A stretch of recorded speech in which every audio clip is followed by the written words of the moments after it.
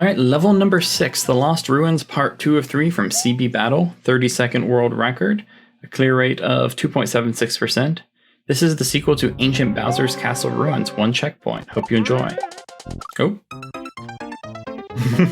I thought I was going to be able to land on that Koopa.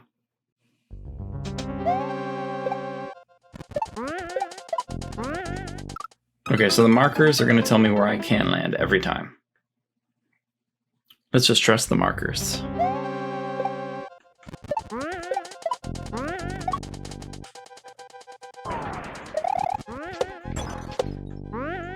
Ooh, okay. Because of that spring, he's just going to keep coming back every time real fast. Again, comes down to just trust the markers. And you know, sometimes that's a difficult thing to do when you're playing these levels. Your intuition says that marker is not right. There's not going to be something there. Okay, that's a triple bounce. And see, again, comes down to intuition. My intuition said, I need to transfer over. But I was completely wrong. I needed to stay there. And so many times we play levels where the markers just aren't correct. So you kind of get into this habit of, again, that clearly says to do it 3 times. Clearly says that. But yeah, so many times you run into levels where they have bad markers and you just kind of run on your intuition, and a lot of times intuition can be wrong. Like we're constantly seeing with me in this swamp here. So 1, 2, 3, go. 1, 2. Alright, I think I'm just supposed to ride that. I saw that arrow pointing down and I thought that meant I was supposed to go running down. And that's the other reason a lot of times people don't trust indicators, is that they misinterpret what the indicator wanted. There's not really a set standard of, hey, this indicator means exactly this. It would be really cool if we had that. But, you know, that doesn't exist. So people misinterpret indicators a lot. And because people misinterpret indicators, they stop trusting them, when really, it wasn't that the indicator was bad, it's just that the indicator was misunderstood.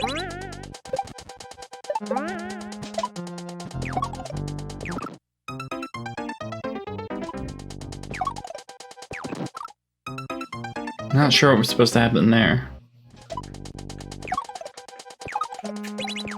Okay, I'm supposed to triple bounce on the fish and then transfer over. So that straight up just wasn't indicated.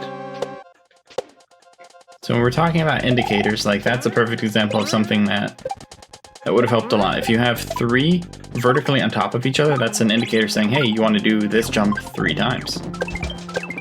But there wasn't something like that there. And it's possible that may have been intentional by the level creator.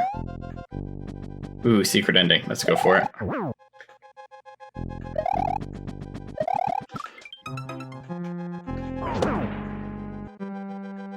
Let's go, boomy boy. Let's go. I thought he was going to be the key. Okay, no key for me.